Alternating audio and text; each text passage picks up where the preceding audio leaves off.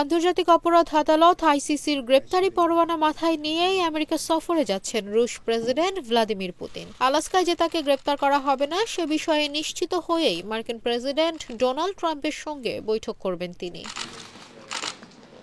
কারণ রাশিয়া বা আমেরিকা কেউই রোম সংবিধিতে স্বাক্ষরকারী দেশ নয়, তাই পুতিনকে গ্রেপ্তার করার সুযোগ পাচ্ছে না আমেরিকা। পরোয়ানা জারি হওয়ার পর থেকে পুতিন তার ভ্রমণ পথের বিষয়ে সতর্ক ছিলেন। 2023 সালে তিনি দক্ষিণ আফ্রিকায় একটি শীর্ষ সম্মেলনে আমন্ত্রণ প্রত্যাখ্যান করেছিলেন, কিন্তু এক বছর পরে তিনি চীন ও উত্তর কোরিয়া যান। এদের কেউই রোম সংবিধিতে স্বাক্ষরকারী দেশ নয়।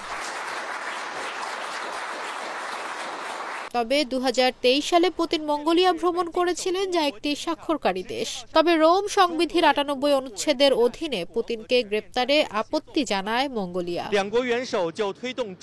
ব্রিটিশ সংবাদ মাধ্যম বিবিসি বলছে, ইউক্রেন যুদ্ধ বন্ধে আলাস্কায় 15 আগস্ট বৈঠক করবেন মার্কিন প্রেসিডেন্ট ডোনাল্ড ট্রাম্প ও রুশ প্রেসিডেন্ট ভ্লাদিমির পুতিন। সম্প্রতি মার্কিন প্রেসিডেন্ট নিজেই ট্রুথ সোশ্যাল পোস্টে এ তথ্য নিশ্চিত করেছেন। অবশেষে রুশ প্রেসিডেন্টের সাথে বহুল প্রত্যাশিত বৈঠকটি হতে যাচ্ছে বলে ওই পোস্টে লেখেন ট্রাম্প।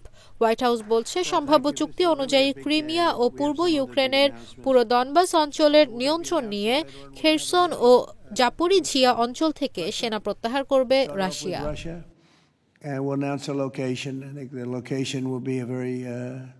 পুতিনের আলোচনায় যোগ দেওয়ার বিষয়টি নিশ্চিত করেছেন এক ক্রেমলিন কর্মকর্তা। তিনি বলেন, আমেরিকা রাশিয়া নিকট প্রতিবেশী।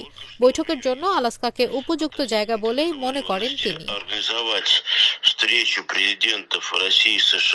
2019 সালের পর প্রথমবারের মতো সরাসরি আলোচনায় বসতে যাচ্ছেন ট্রাম্প পুতিন। তবে ইউক্রেন ও ইউরোপের নেতারা বলছেন, ইউক্রেনকে রেখে শান্তি আলোচনা হতে পারে না।